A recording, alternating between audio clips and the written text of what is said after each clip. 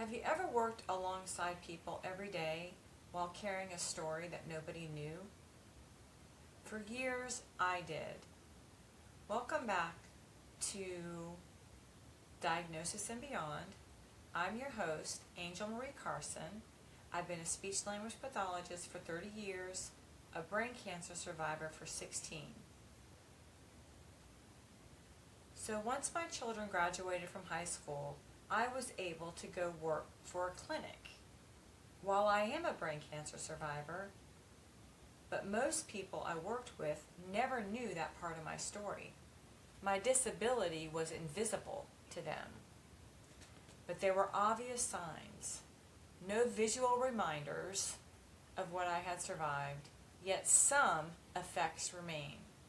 Sometimes I struggled to read the room, sometimes I overshared, and at times it was clear that I was processing social situations differently than others. What I didn't realize at first is that these difficulties would become my greatest teachers. This story is about stigma, hidden disabilities, and how my work in the clinic transformed from being a job into something much more meaningful.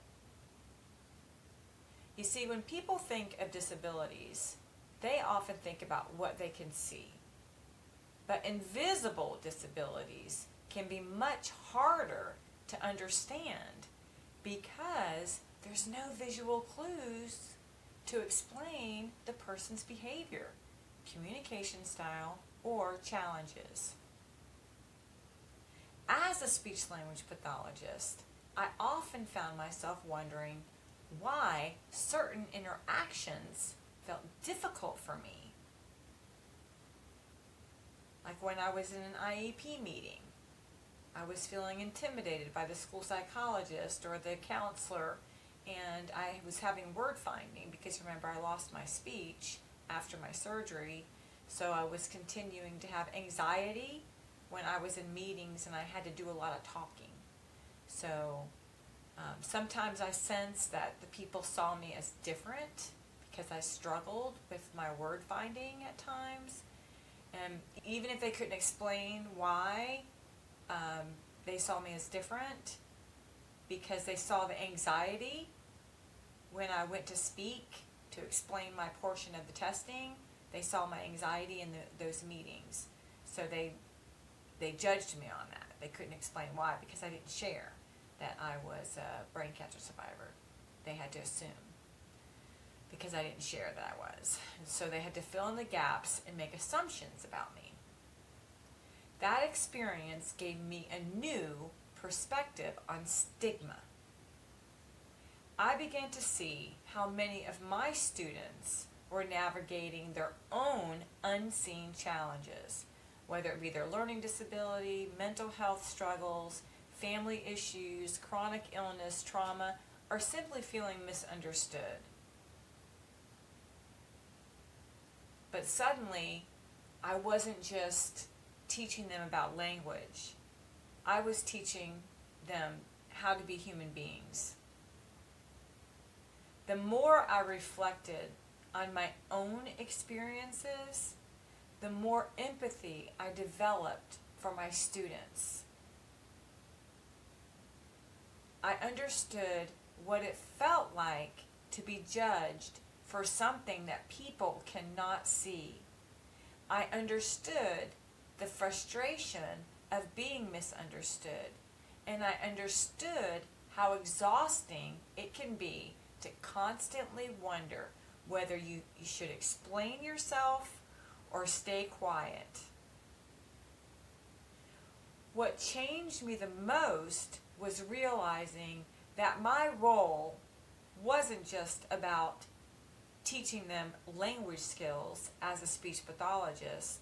It was about teaching them how to connect with other people.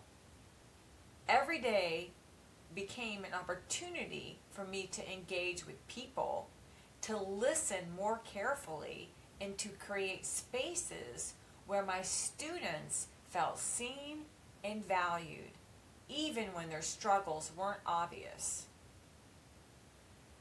The stigma I experienced hasn't disappeared, but it has helped me to recognize the invisible burdens that many others carry.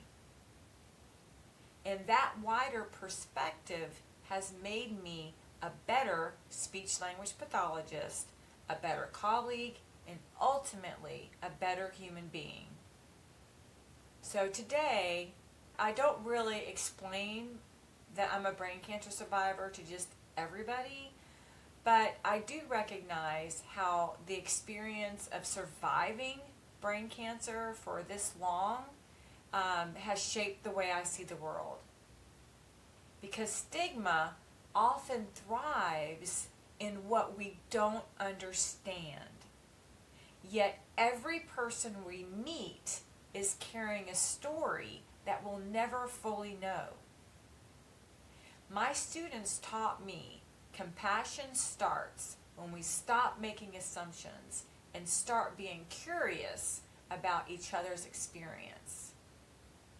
What began as a speech therapy job in the clinic became something much greater, a chance to connect, to learn, and to understand how to help others feel understood with their invisible disability.